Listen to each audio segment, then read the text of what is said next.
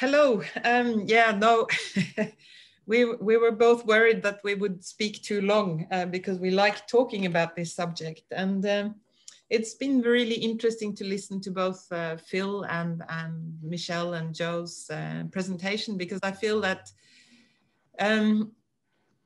our script when we established the graduate certificate in cooperative governance, management and organization at the University of Newcastle was, you got to talk about co-ops and only co-ops. So I feel that we were very much deep into presenting one organizational model and solution. And which is interesting, because the two previous presentations had a much bigger kind of scope. I feel that we were very much kind of down to earth in trying to explain what this solution was, this type of organizational solution or business solution, business model. So what we're going to talk about is learning on the go, using action learning in co-op governance education in Australia. And the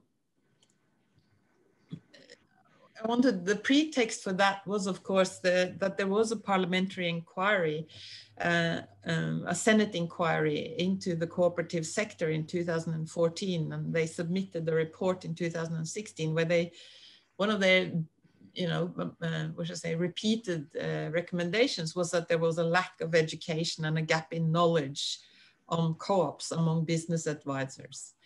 And so at that stage, we had a head of school who was very into co-ops, Maurice Altman, and he wanted to pursue a co-op education program for us at the University of Newcastle.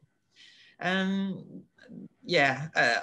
Australian cooperative sector has steadily been declining since 1970s. But what people don't know about is that it actually contributes to the GDP more than 8%, which it's quite phenomenal, and yet it's kind of this invisible economy, invisible kind of sector in Australia. I have to also say that there was a few kind of peak events that has put co-ops on the map, back on the map in Australia, and that's the International Year of the Cooperative in 2012, and also the establishment of the peak body, the Business Council for Cooperatives and Mutuals, in 2013. And I think, and then eventually we got, after the Senate inquiry, there was also an agricultural white paper that it identified the lack of competition. Let me just check. Competitiveness for small and ag businesses, and the need to revive a co-op model. So it's interesting that the co-op, which is a support for the co-op, is very bipartisan, which is unusual in the Australian political context. So serendipity had it that we were at the right, in the right place at the right time, and therefore we established the graduate certificate in cooperative management and organization. The first courses were rolled out in 2017. We had 3 specialized courses, and it was very, very much a co-creative approach with Anne and myself and Joanne in the first, in the design process of 3 specialized co-op courses. And then we've had input from Jara Hicks and Matt Allen later on as lecturers. So this has been going on since for the 4th year this year. And so we've developed quite a lot of experience on this. But the white paper, back to the white paper on ag, promoting ag co-ops, led to a federal government funding of almost $15 million to support small ag business collaboration and cooperatives. And it was called the Farming Together program, and it was it came at a very good time for us because we saw 44 students enroll in our program. And it was an extraordinary experience. In 2018, we had farmers who were busy setting up ag co-ops all over the country. And it is highly, I mean, the educational experience that gave us, or insights that gave us, was extraordinary. Because these were often very practical people that were out feeding the cattle and on the tractor while they were trying to get their head around a postgraduate degree. It wasn't always easy for them, and neither was it for us in a way. How do we accommodate people who are actually busy doing cooperatives with the theory of cooperatives? So that's kind of gives us the backdrop for trying to develop a co-op education pedagogy. And what we found, so what we kind of focused on in both the course that Anne delivered, which was cooperative law and governance, and my course, which was the introduction to cooperative management and organization, so a foundation course, was that we wanted to support the practical skills in cooperative formation, governance, and management through the course. Another important aspect is to focus on what is unique about the cooperative model and why member-owned businesses are different to investor-owned businesses. And they are also different to non-profits, charities, and other types of organizations. And we spent a lot of time on this particular aspect. Why is the cooperative business different? And what is the values? What's the underlying value in the cooperative business model that is different to other organizational models? And then the third point is to focus on democratic decision-making, and that members can prioritize other values than maximum profit. I think these three things permeated how we delivered all the courses in this degree. And then to put it into kind of an action learning cycle, we kind of quite quickly realized that we couldn't give students, you know, the general write a critical essay about the philosophy of co-ops. You know, we had to make it a lot more practical. So while we had to provide a curriculum that was kind of up at the postgraduate level, we made every assignment linked to a real problem that they probably were struggling with in the co-op, in their establishment of their own co-ops. But within the delivery of the courses, we tried to what should I say, split up the learning in both in individual learning, so reading and looking at videos. We had lots and lots and lots of videos about co-ops and what they were doing, all from all over the world. That it was kind of, here's a solution. They have it, they do it this way. This is the solution. You know, like we were really focusing on giving examples. Then we established, we tried to establish peer-to-peer learning in group work. So one of the assignment was a group assignment to establish a community service co-op. So not their own co-op, but a different co-op that should solve a community problem in their neighborhood. And through the group work, they were really inspired to find cooperative solutions. We had some wonderful examples. There was aged care transport co-op. There was renewable energy was a common one, waste recycling, lots of home-based aged care solutions. So we found people were really involved in finding cooperative solutions to a local problem.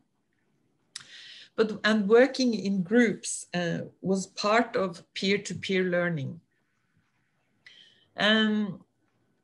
And then they had to kind of submit a report on their group work. But what we added to the group assignment was that they had to reflect on their learning experience, both as individuals and also as a group process.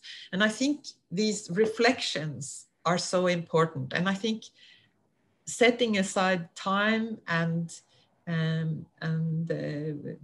well, we have to mark, you know, assignments, which is kind of as a headache, but that at least it gets done. And I think the reflections are maybe one of the most important things, because many students said, oh, we actually didn't want to do any group work, but now we've done it, we realize we've actually learned so much from it. I won't talk too much more about that. Other than, so what we kind of did in this action learning process, and maybe I didn't tell you that in the start, but it's all online, mind you. And so this adds an extra problem. If we sit around the table face to face, this is all much simpler, but this is all online. All our courses have been online. So what we did to enhance the practical skills, what we embedded cooperative principles and values in the curriculum. Assignments involve practicing group decision making. So in this group assignment, we actually established meeting protocols. So they had to meet in a virtual sense at least 4 times, and they have to call a meeting, have a chair, they have to rotate being responsible for chairing and writing minutes. And there was an agenda they had to set up, there were certain things they had to get through, and so on. So we practiced, and then they had to also discuss how are we going to make decisions. So it was very practical. And one of the things that they started their group work with was a skills audit, which is quite interesting. And many students have told us that that was really important. I think it's such a valuable thing to do in all kinds of group works or meetings, is to start any group process with saying, where do you come from? What do I know? And how can I, and not for you to say what you can contribute, but for others to realize that you have a skill that is that can be necessary for the group. And the skills audit was emphasized by many students, was an important part of understanding how you can use each other's input or skills and knowledges. And then in Anne's course, and maybe you can talk a bit more about that, Anne, because this is not my, you actually drafted cooperative constitutions and active membership rules. So our assignments were very, very practical, very down to earth, whereas our curriculum could have been quite, you know, philosophical and difficult for some people to read and understand, but at least in our assignments, it was very practical. So we were so lucky in 2018 that we had we had so much material from all our assignments about what the struggles are and for setting up ag co-ops in Australia. And so we pursued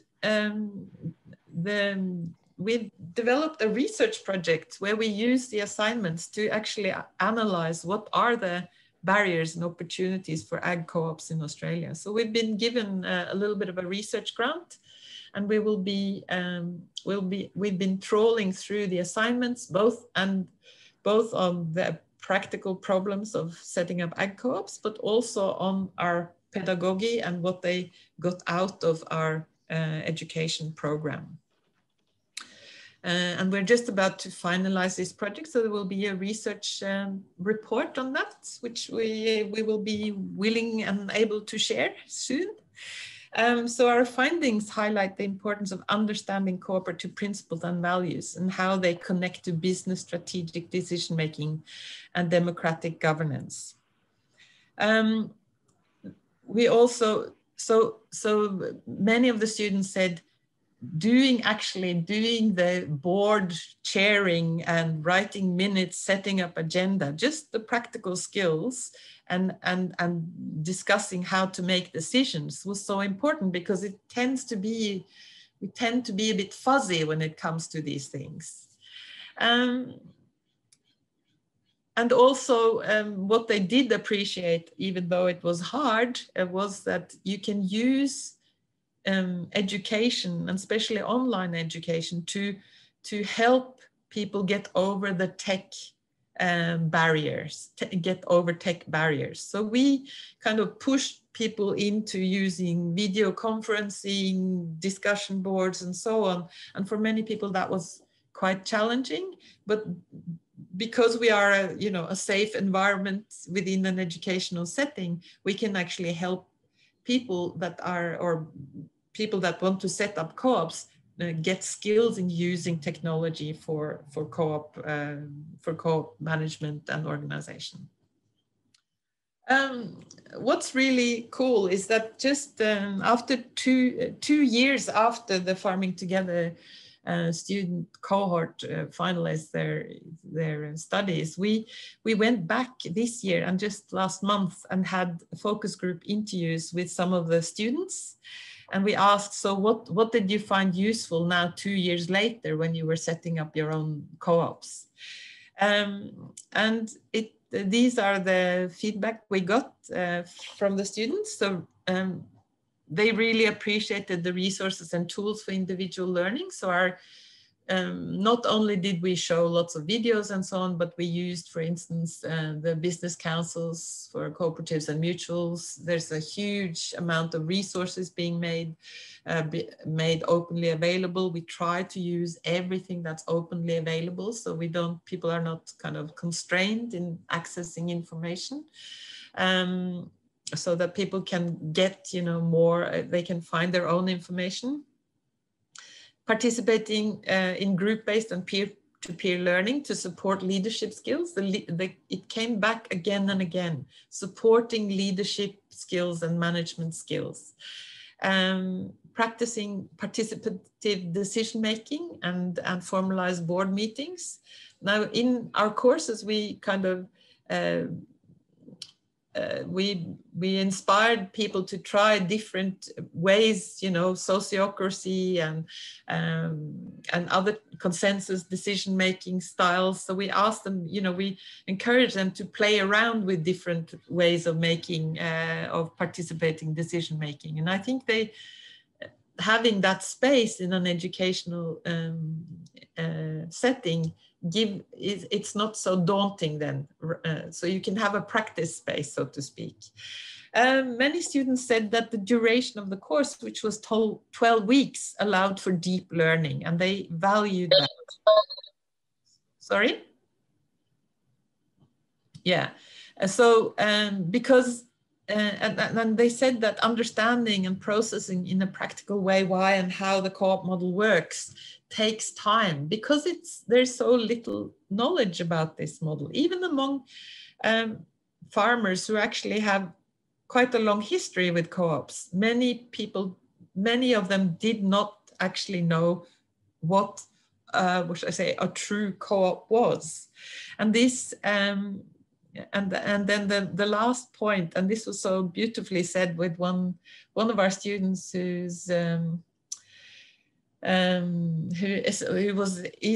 established, is part of a group who's established Mountain Milk, and he said that, we were all delivering our milk to Murray Goulburn, and we thought that was a co-op, but through understanding the deep kind of values of the cooperative business model, we understand that wasn't a co-op, and we want to actually establish a real co-op in our new Mountain Milk cooperative. So yeah, I guess the core, the foundation is start with the values of the business model, and then develop the practical skills from there, and use education as a playful area, space where you can explore and also hone more kind of formalized skills that you need also to run a good co-op and a good organization.